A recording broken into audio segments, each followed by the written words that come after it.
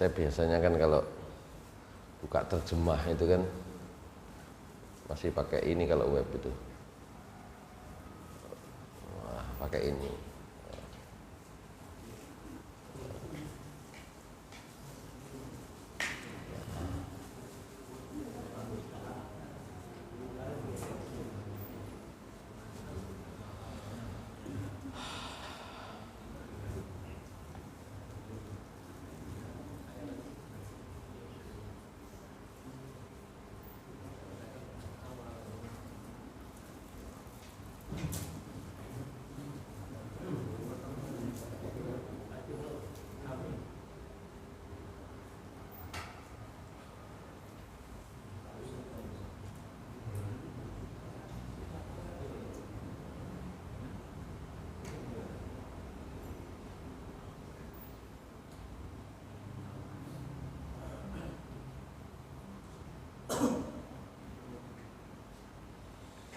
Bismillahirrahmanirrahim. Assalamualaikum warahmatullahi wabarakatuh.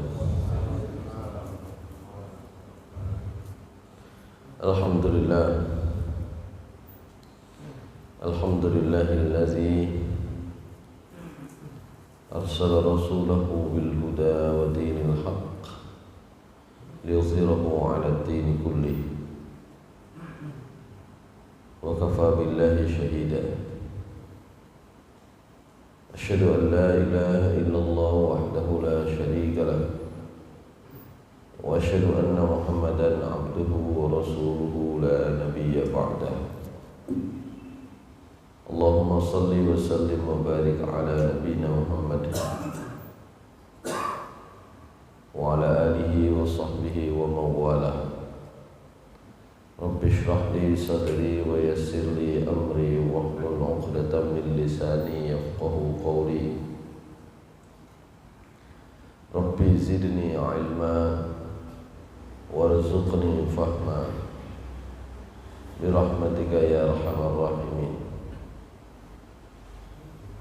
Amma ba'du fa ya ibadallah, usini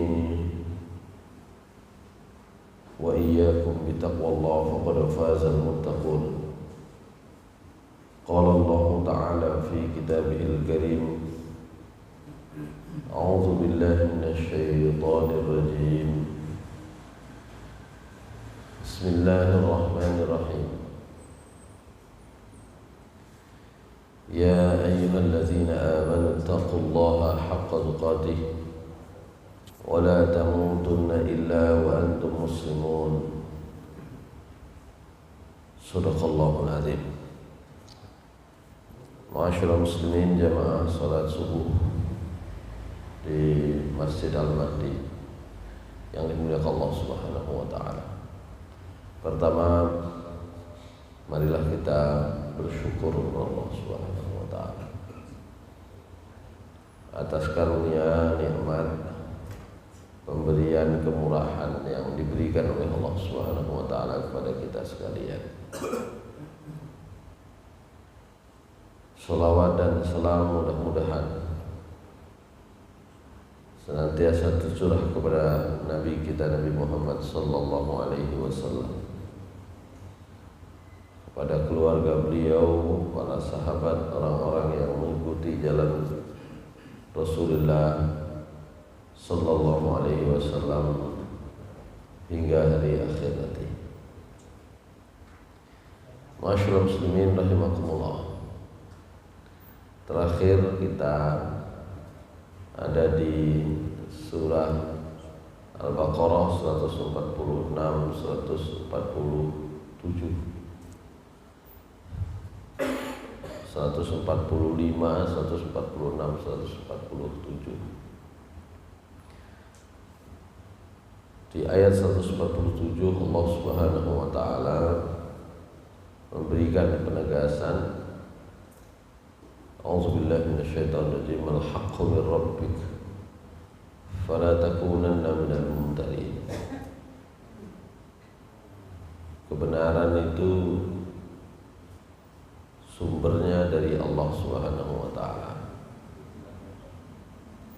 maka janganlah sekali-kali kamu wahai Muhammad menjadi orang yang tergolong ragu-ragu. Kebenaran yang dimaksud atau yang terkait di dalam ayat tersebut, karena ini ada kaitannya dengan arah kiblat, itu adalah tentang Ka'bah sebagai kiblatnya umat Islam. Karena memang terkait dengan kiblat ini tentu saja menjadi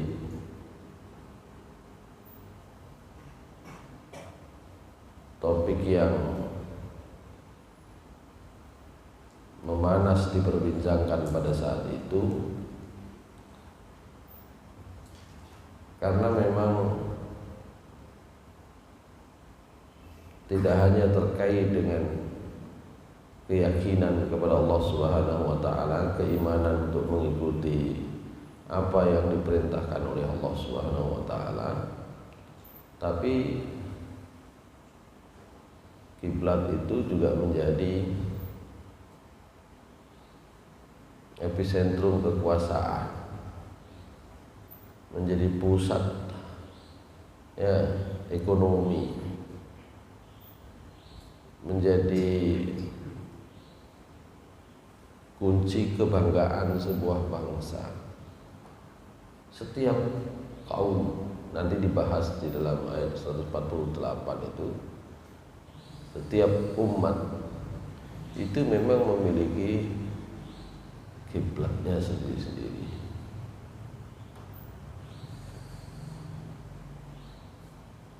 Kita tahu misalnya dalam keyakinan selain Islam ada tempat-tempat yang itu menjadi pusat kebanggaan mereka di dalam beribadah, sekaligus menjadi pusat ekonominya,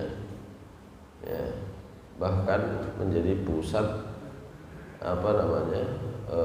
perebutan kekuasaan politik.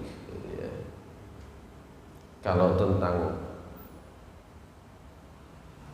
Baitul Maqdis Palestina, orang semua tahu lah, banyak yang membahas.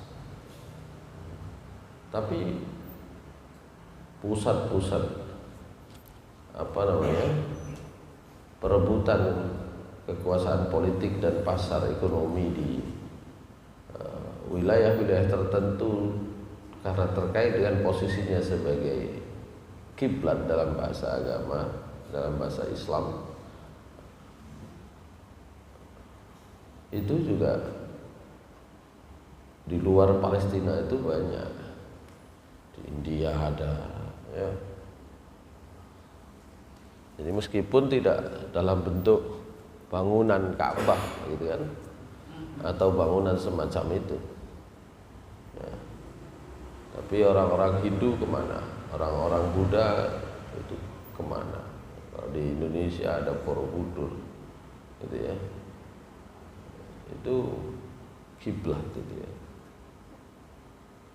Oleh karena itu nanti dibahas di ayat 148.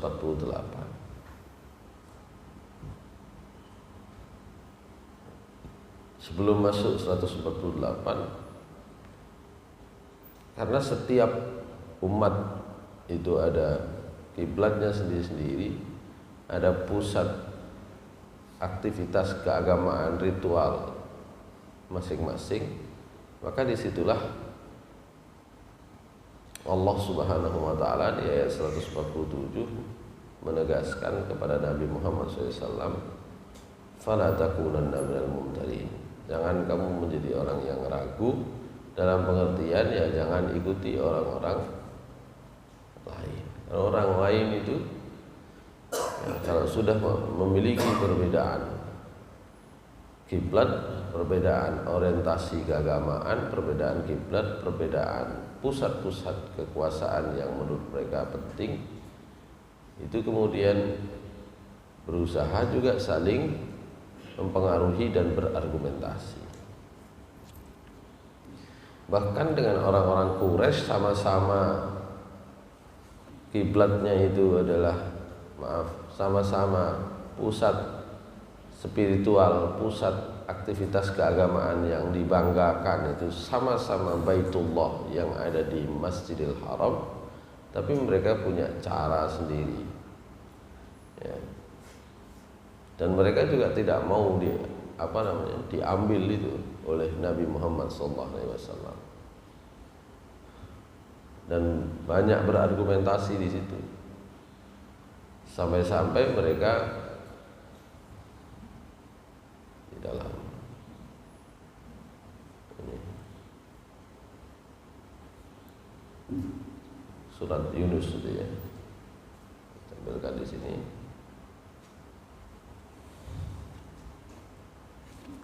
Mereka berargumentasi begini.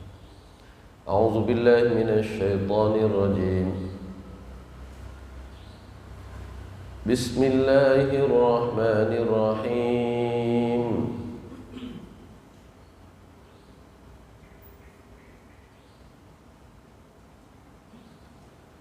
وَإِذَا تُتْلَى عَلَيْهِمْ آيَاتُنَا بَيِّنَاتٍ قَالَ الَّذِينَ لَا يَرْجُونَ لِقَاءَنَا ائْتِ بِقُرْآنٍ غَيْرِ هَذَا أَوْ بَدِّلْهُ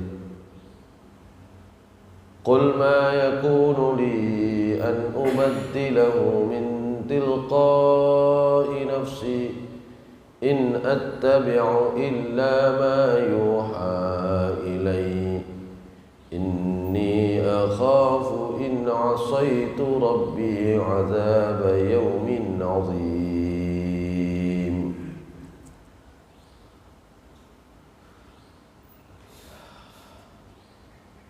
Karena mereka tidak mau, ya,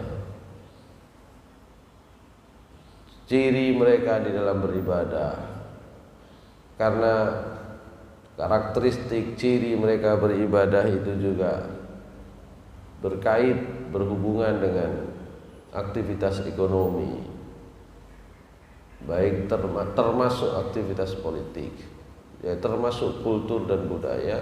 Mereka sampai membuat tantangan atau permintaan yang tidak masuk akal. Orang-orang Quraisy itu pernah bertemu dengan Nabi Muhammad SAW. Ceritanya itu memanggil Nabi Muhammad SAW. Jadi Nabi Muhammad SAW itu dipanggil, ya, supaya Nabi Muhammad SAW itu tidak membicarakan doktrin, tidak membicarakan keyakinan, tidak membicarakan ajaran agama yang mengganggu, ya, posisi mereka bukan hanya secara iman, secara keyakinan, tapi juga secara ekonomi, politik dan sebagainya.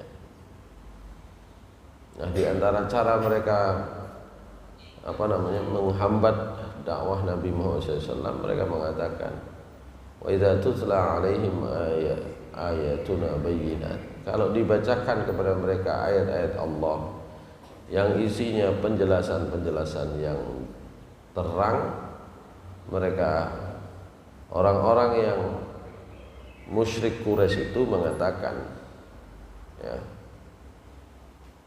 datangkan kepada kami Al-Quran yang lain, atau ubah saja Al-Quran itu. Di mana kata Imam Al-Qurtubi dalam rangkuman tafsir beliau, maknanya orang Quraisy itu ingin begini, ubahlah. Ada yang memaknai al-wa'du wal wa'id, al-wa'du wa'idan wal wa'idu wa'dan, wal halalu haraman wal haramu halalan. Ubahlah yang halal menjadi haram, yang haram menjadi halal, yang itu beresiko menjadi sesuatu yang baik-baik saja, yang baik-baik saja itu menjadi perkara yang beresiko besar.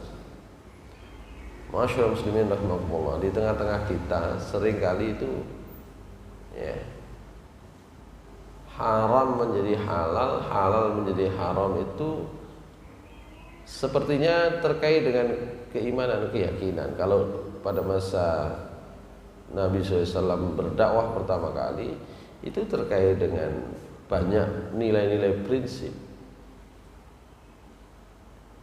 Saya ambil contoh ya, pada masa Nabi Muhammad SAW, apa sih yang diingatkan oleh Nabi SAW dari kehidupan jahiliyah? Misalnya tentang Tuhan yang Maha Esa, Allah Subhanahu wa Ta'ala yang satu. Itulah nilai kebenaran. Yang salah ya Tuhan yang banyak. Persoalannya adalah Tuhan berhala-berhalanya orang-orang Quraisy itu bukan hanya menjadi simbol keimanan, keyakinan mereka sehingga dipasang di sekeliling Ka'bah. Bukan hanya itu, tapi itu juga menjadi kekuatan ekonomi mereka. Coba bayangkan kalau misalnya, mohon maaf, di Bali tidak ada patung misalnya, kira-kira paling tidak satu aktivitas ekonomi terkait dengan itu berhenti. Kita tidak bicara tentang aspek keyakinannya saja, aspek ekonominya juga terkait.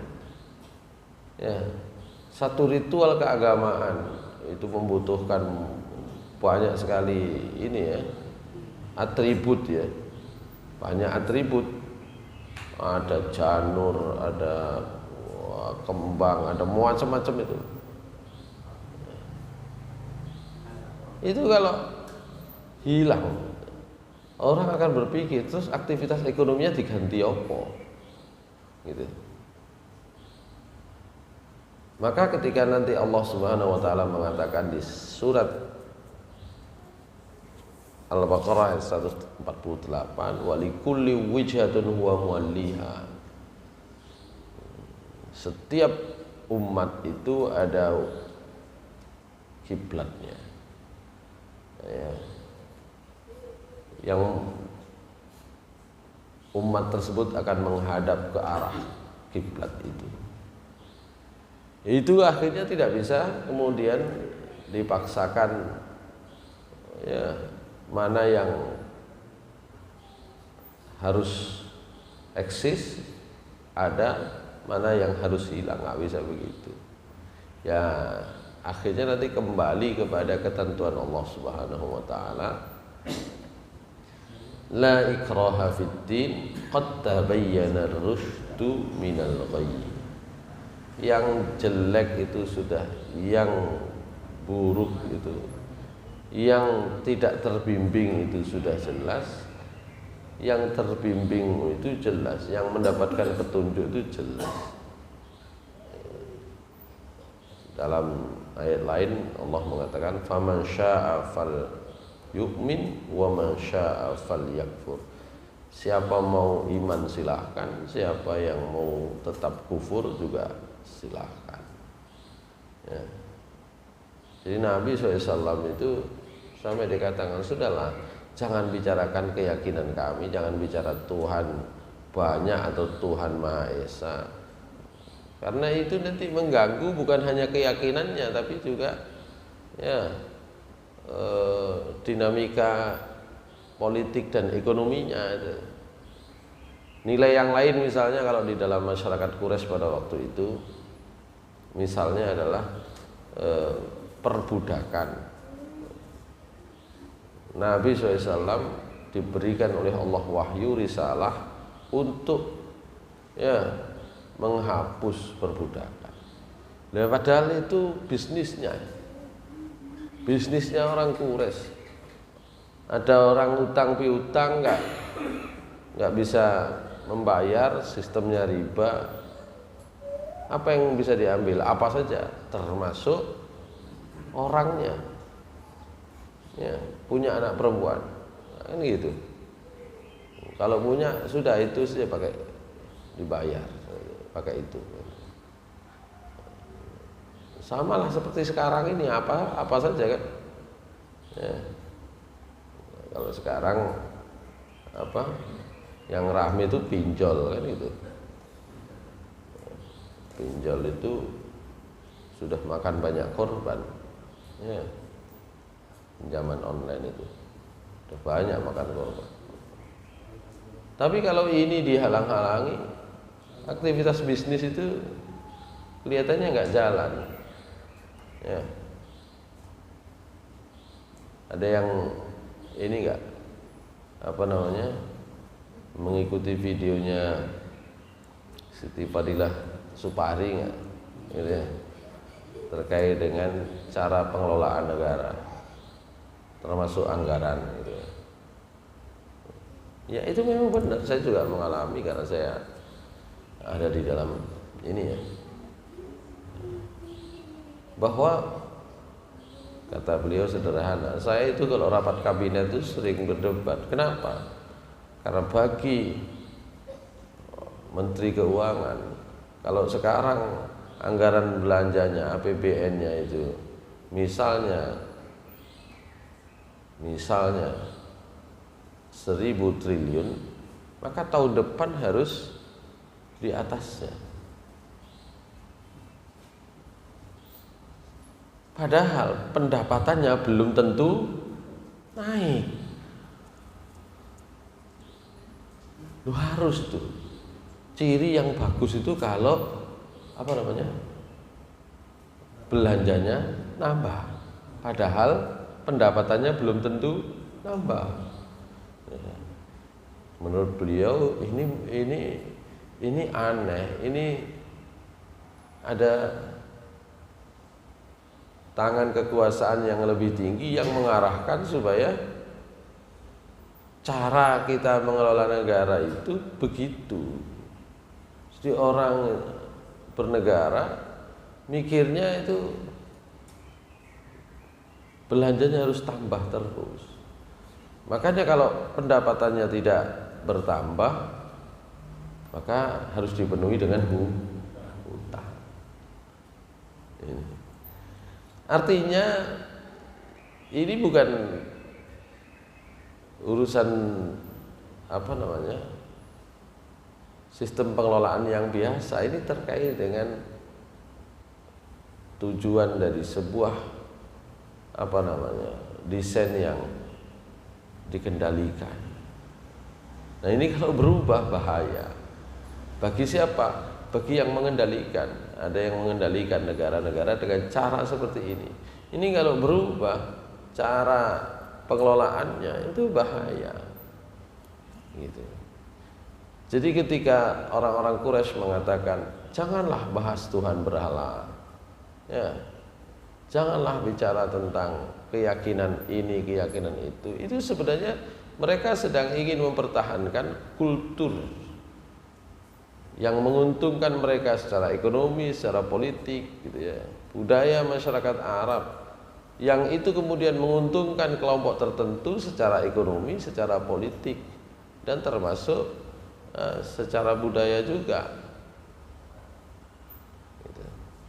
Jadi saya video terakhirnya Siti Fadilah Supari itu kan terkait dengan bisnis penyakit, bisnis virus itu ya. Masyaallah muslimin rahimakumullah.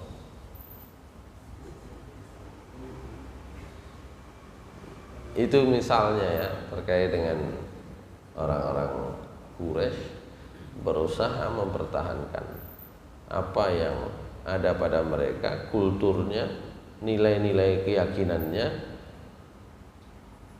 karena sebenarnya itu juga terkait dengan bisnis mereka,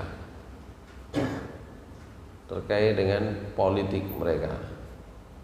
Saya buka salah satunya ini ya.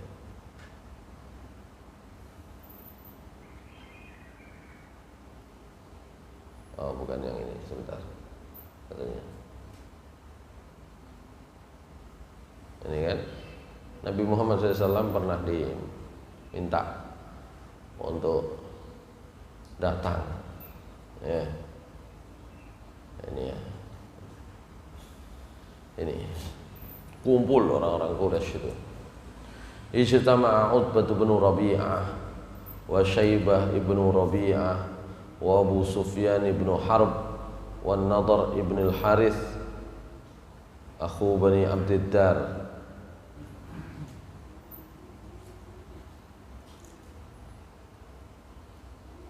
wa Abul Bakhtari ibnu Hisham wal Aswad ibnu al-Muttalib ibnu Asad wa Zama'ah ibnu al-Aswad wal Walid ibnu al-Mughirah wa Abu Jahal ibnu Hisham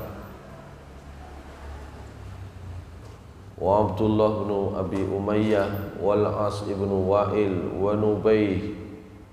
Nubay dan Munabbah, dua anak dari Hajjaj As-Suhaimiyani, Umayyah bin Khalaf,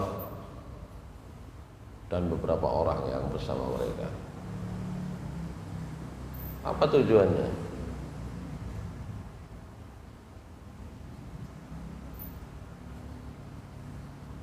Mana tadi? Tujuannya adalah untuk meminta Nabi SAW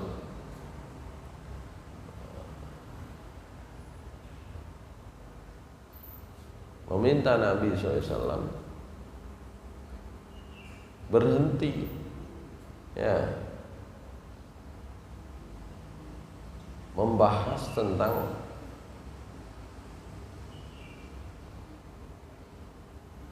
ajaran agama Islam yang mengganggu mereka. Panggillah Rasulullah SAW untuk menghadap kepada mereka. Ketika sudah menghadap, Nabi SAW ditanya, "Wahai Muhammad, apa yang kamu kehendaki? Kamu ini adalah orang satu-satunya yang berani bicara, ya, seperti yang Anda sampaikan itu di tengah-tengah kaumnya. Tidak ada orang seperti kamu itu. Apa maumu?" Gitu ya. Apa maunya Nabi Muhammad SAW menyampaikan terkait dengan apa tadi? Terkait dengan keyakinan yang diajarkan oleh Nabi Muhammad SAW, sehingga kemudian mereka menawarkan, kalau kamu itu berdakwah atau apa yang kamu sampaikan itu hanya untuk mendapatkan harta yang banyak, jangan khawatir. Kami ini pembesar-pembesar Quraisy ini akan kumpulkan buat kalian harta yang banyak sehingga kamu menjadi yang orang kaya lah di antara kami. Gitu ya. Tapi kalau kamu itu ingin misalnya mendapatkan kehormatan, harus kami angkat kamu sebagai sayyid kami, orang-orang Quraisy. Gitu ya. Kalau kamu pingin apa saja, gitu kan, maka kami akan penuhi kemauanmu, tapi jangan ganggu keyakinan orang-orang Quraisy itu. Ma'asyiral muslimin rahimakumullah. Jadi itu bukan terkait dengan keyakinan saja, tapi sebenarnya terkait dengan budaya yang di dalamnya juga mengatur kehidupan mereka, baik secara politik, sosial, ekonomi, dan lain-lain. Itu tadi. Masyaallah muslimin rahimakumullah. Jadi itulah dinamika kehidupan kita ini. Ya. Jadi kalau sekarang ada upaya untuk melakukan perubahan politik, pembaruan, yang sudah merasakan nikmatnya kehidupan politik saat ini, ya nggak mau diubah, nggak mau dan akan mempertahankan mati-matian. Itulah memang perjuangan di dalam kehidupan kita itu di situ. Jadi sekarang ada ungkapan seperti apa? Kami tidak menginginkan perubahan. Yang kami inginkan si Anu jadi presiden, kan gitu ya. Gitu ya. Gitu ya. Jadi ada pesan untuk perubahan, tapi ada pesan kami tidak menginginkan perubahan. Ya, karena begitu tadi. Karena kondisi politik tertentu itu pasti mendatangkan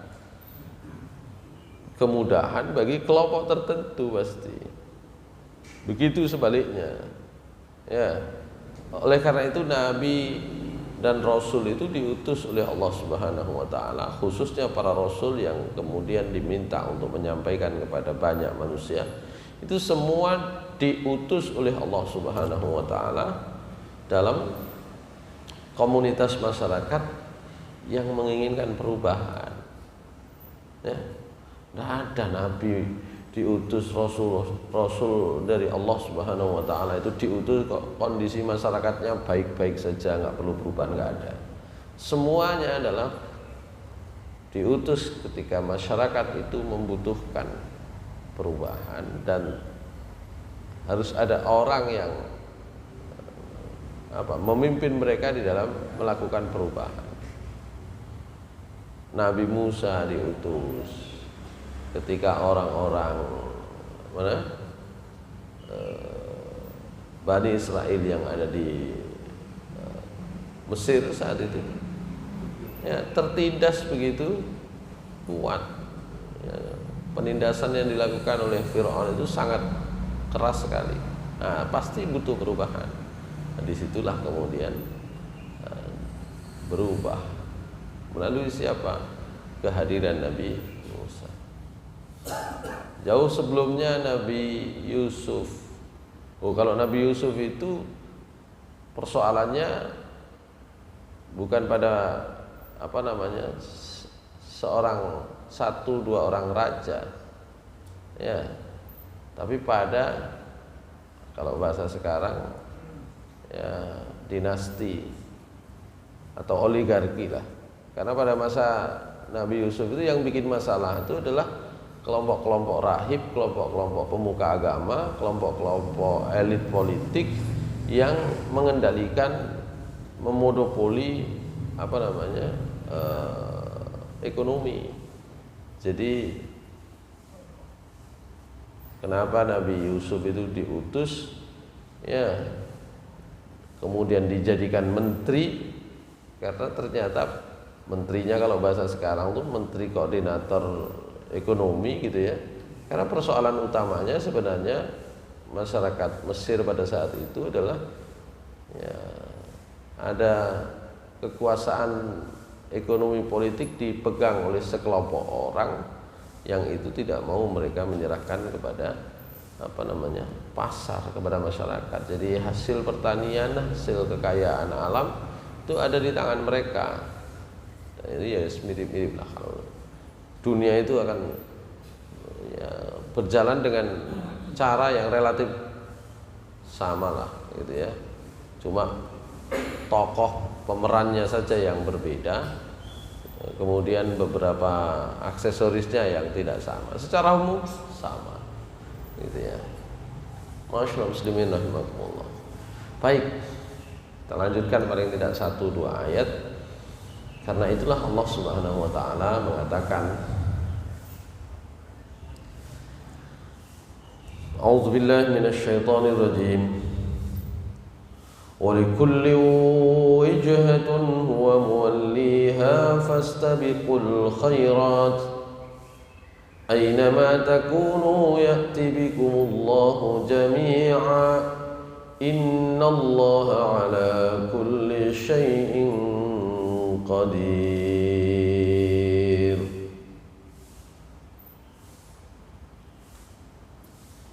Kalau terjemahannya kurang lebih begini ya. Nah, gitu. Saya tanya Pak Agus tadi barangkali ada versi webnya. Saya biasa buka versi web itu beberapa ini ya alamat web yang sebenarnya banyak sekarang yang pakai Al-Quran itu ya. Karena orang itu rata-rata buka Al-Quran gitu ya. Saya kalau cari gini nih, Tokopedia ada, media massa opo itu pasang aplikasi Al-Quran. Kalaupun apa namanya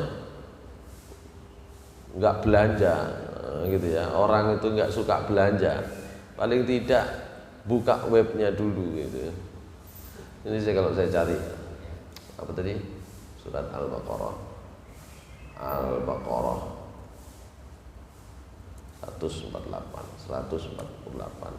Begini nih yang nawarkan ayat ini banyak. Ini ya, jangan bisa baca ya.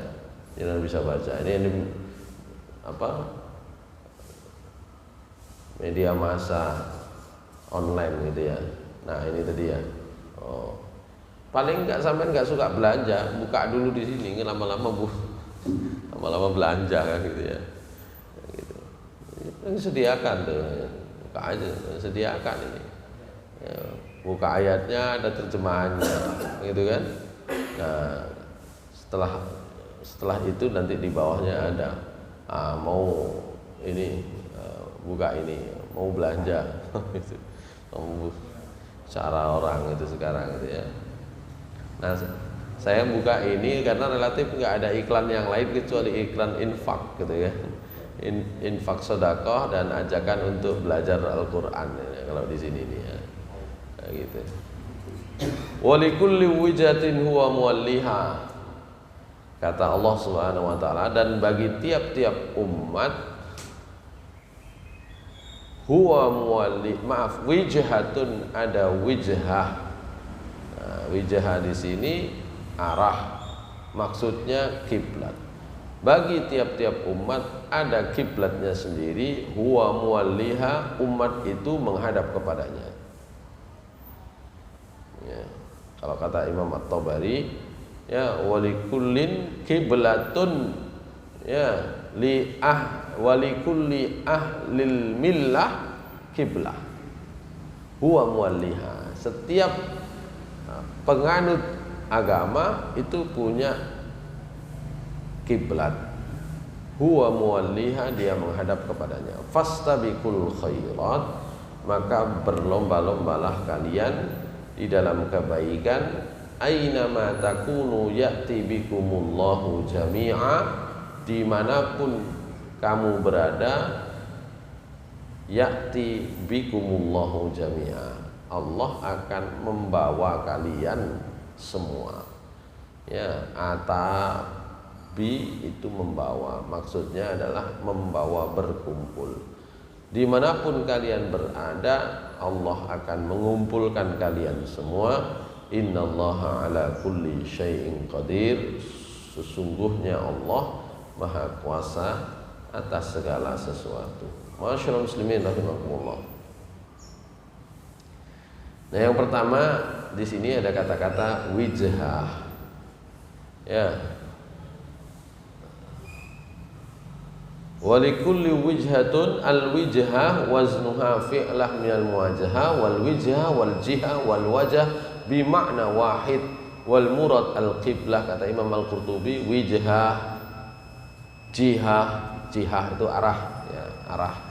Wal wajah gitu ya. Itu maknanya sama, maksudnya adalah kiblat. Ini akan kembali ke ayat 146 maknanya ya. Ai innahum la yattabi'una qiblataka wa anta la tattabi'u qiblatahum. Jadi enggak mungkin orang lain mengikuti arah pandanganmu, kiblatmu, maka kamu juga jangan sekali-kali wahai Muhammad ya mengikuti kiblat mereka. Walikulli wijhatun, setiap umat itu punya wijhah, imma bihaqqin wa imma bihawa. Apakah itu kiblatnya adalah kiblat yang benar, arah yang benar, ataukah kiblat itu adalah kiblat yang mengikuti hawa nafsu. Semua orang punya orientasi hidup, kalau bahasa sekarang punya pandangan hidup masing-masing. Ya, Ma'asyiral muslimin rahimakumullah. Jadi itu makna wijhah itu ya. Kalau sekarang wijhah itu bermakna orientasi. Jadi orientasi pandangan hidup, pandangan orang hidup sekarang itu macam-macam. Karena itu agama itu juga bisa dimaknai sebagai orientasi hidup, pandangan hidup. Ya. Mengapa demikian? Karena meskipun secara formal orang itu beragama Islam, pandangan hidupnya, arah hidupnya belum tentu.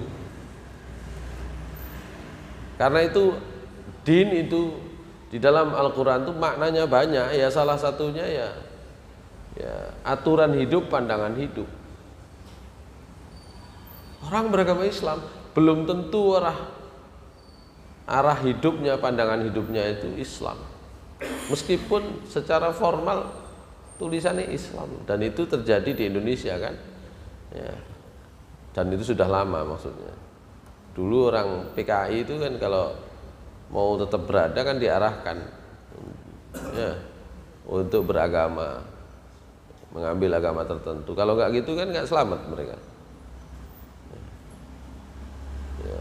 Ya tentu banyak yang memilih agama selain Islam, meskipun yang memilih Islam sebagai agamanya secara administratif formal itu ada, tapi banyak yang memilih agama yang lain. Tapi setelah era kemerdekaan, kebebasan kayak gini, sangat bebas sebebas-bebasnya, sebenarnya mereka nggak peduli dengan agama. Karena itu ketika kemarin beberapa waktu yang lalu ya, menteri yang lama ya, itu status agama itu di KTP itu kemudian diwacanakan akan dikosongkan, tapi tetap ditolak. Akhirnya kan yang jadi kan pokoknya agama apapun, keyakinan apapun boleh ditulis di situ kan gitu ya. Maksudnya yang kalau tidak 5 agama, 6 agama boleh ditulis juga di situ, keyakinan juga boleh gitu ya. Agama kepercayaan lagi itu kan macam-macam dengan argumentasi ini. Sekarang enggak. Sekarang agama yang diakui bukan 6 loh ya.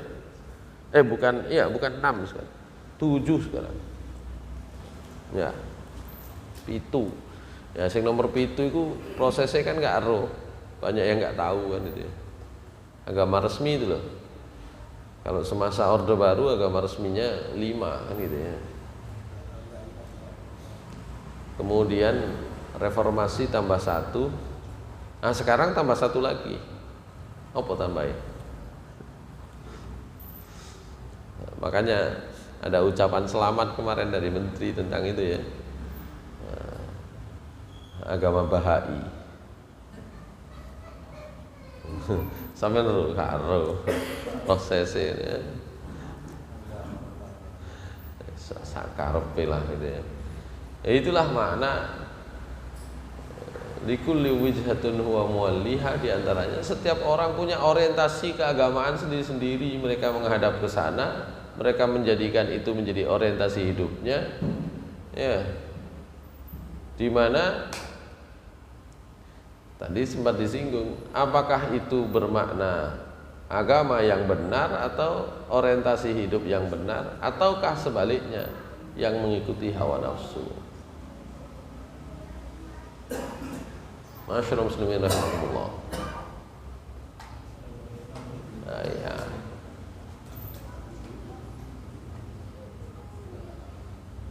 Oleh karena itu pesannya Allah Subhanahu wa taala yang penting di dalam ayat ini adalah sudahlah fastabiqul khairat.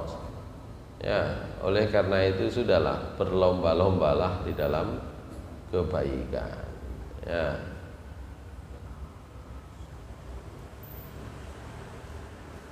Dalam makna khusus terkait dengan pembahasan beberapa ayat terakhir, fastabiqul khairat itu kata Imam Al-Qurtubi maknanya badiru ma amarakumullahu azza wa jalla min istiqbalil baitil haram. Ya. Ini terkait dengan pembahasan kiblat, ya segeralah kalian mengikuti perintah Allah Subhanahu wa taala menghadap Baitul Haram, menghadap Ka'bah, ya, menghadap Masjidil Haram. Segeralah kalian menghadap ke sana. Itu fastabiqul khairat kalau dimaknai dengan makna khusus terkait dengan pembahasan beberapa ayat terakhir tentang kiblat. Meskipun kata Imam Al-Qurtubi, wa in kana yatadammanul hassu 'alal mubadarah wal isti'jal ila jami'it ta'at bil umum. Meskipun fastabiqul khairat, berlomba-lombalah kalian dalam kebaikan, ini juga bisa mengandung ya dorongan, motivasi, anjuran untuk segera ya untuk cepat-cepat menjalankan seluruh aktivitas ketaatan kepada Allah secara umum. Karena itu Rasulullah SAW mengatakan, badiru bil a'mal as-salihat, segeralah kalian ya mengerjakan amal soleh. Karena apa? Kata Rasulullah SAW, ya Kakita'il lailil musatakunu fitanan kakita'il lailil muslim, karena akan ada terjadi fitnah seperti malam, potongan malam yang gelap, kata Rasulullah SAW. Kenapa disebut akan terjadi fitnah seperti potongan malam yang gelap? Kata Rasulullah, yusbihul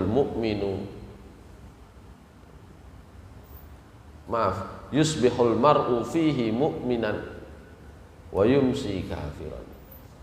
Karena bisa jadi dengan fitnah yang terjadi, yang akan terjadi itu, kata Rasulullah SAW, orang itu pagi-paginya beriman, wa yumsi kafiran, sorenya sudah kafir, wa yumsi mu'minan wa yusbihu kafiran, sorenya bisa jadi iman, paginya sudah keluar dari agama. Ma'asyiral muslimin rahimakumullah. Ya, itu fitnah itu. Karena itu Rasulullah SAW, supaya kita bisa menghindari fitnah, perubahan-perubahan keimanan secara drastis, Rasulullah SAW mendorong badiru bil a'malis shalihah, segera beramal soleh. Di sini Allah mengatakan fastabiqul khairat.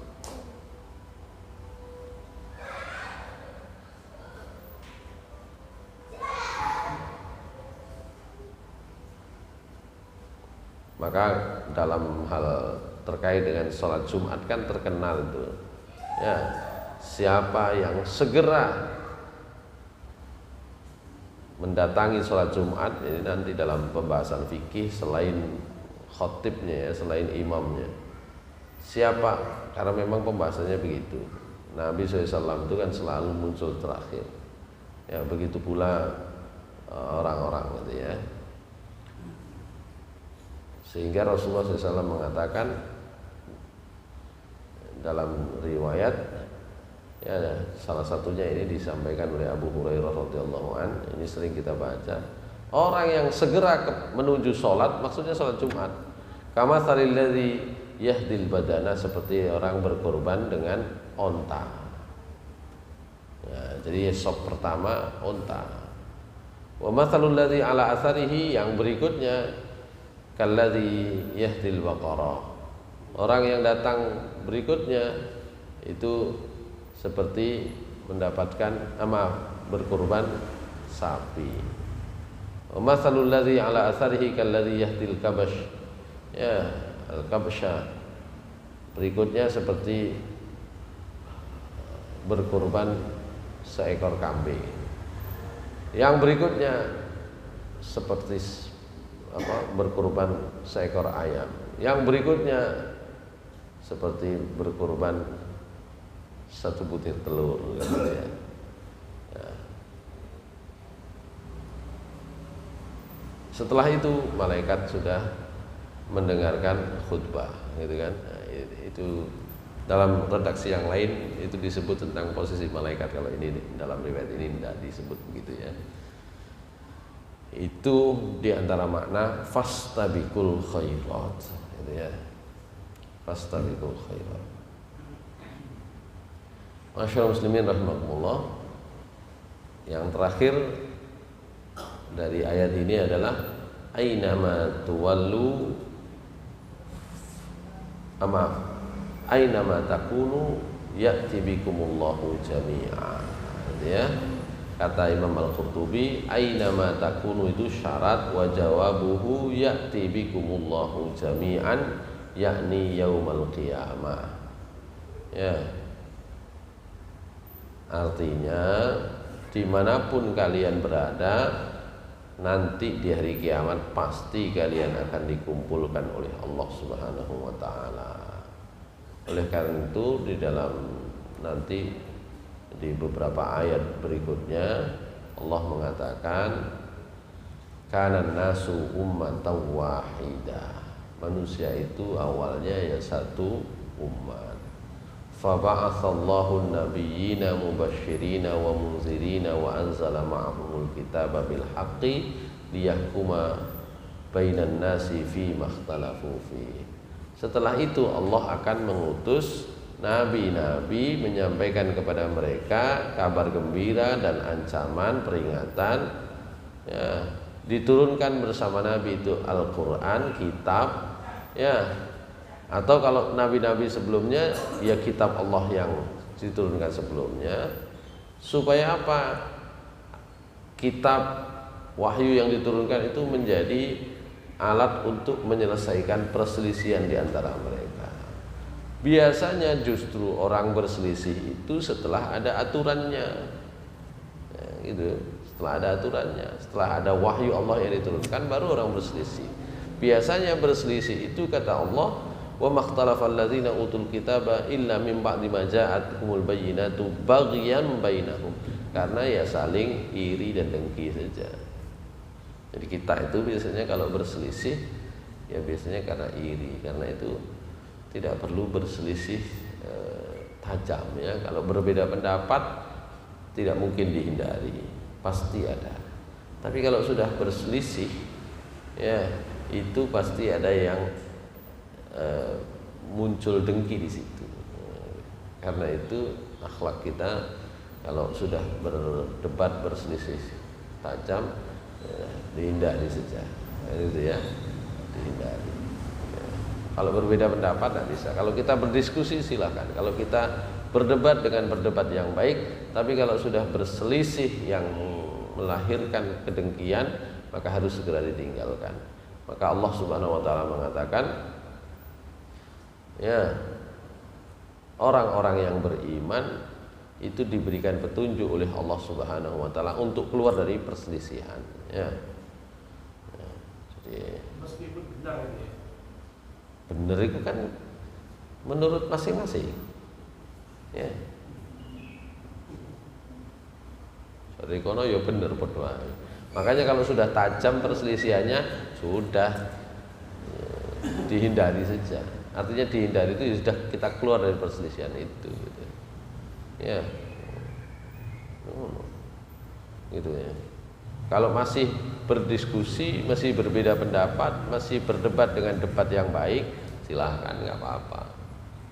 Wajadilhum billati hiya ahsan. Tapi kalau sudah berselisih dalam arti wis emosi ini muncul, gitu kan. Wis mendingan ojo dilateni kan gitu ya. Emosi ini wis muncul, jadi berselisih di situ sudah muncul emosi, muncul ini ya, iri macam-macam, sudah tinggal saja, biarin ya. Makanya kata Allah, fahadallahu alladhina amanu limakhtalafu fihi minal haqqi biiznih, wallahu yahdi man yasha'u ila siratim mustaqim. Maka Allah memberikan petunjuk kepada orang-orang yang beriman terkait dengan perselisihan yang mereka bicarakan itu dengan izin Allah, dan Allah memberikan petunjuk kepada siapa saja yang dikehendaki. Itu. Kalau orang itu sik kepingin terus saya ngangsang nek cara sini, wah jauh dari petunjuk Allah. Sudah, kalau sudah sampai pada level selisih, sudah selesaikan aja, diputus saja, selesai. Saya kira demikianlah ayat yang bahas satu ayat itu, Allah kemudian menutupnya dengan kalimat innallaha ala kulli syai'in qadir. Sungguhnya Allah sangat mampu, ya, berkuasa atas segala sesuatu, termasuk untuk mengumpulkan orang-orang itu, ya, yang mau macam-macam, kiblatnya macam-macam, nanti akan dikumpulkan oleh Allah, akan diadili oleh Allah Subhanahu wa taala. Aqulu qouli hadza wa astaghfirullahi wa lakum. Assalamualaikum warahmatullahi wabarakatuh.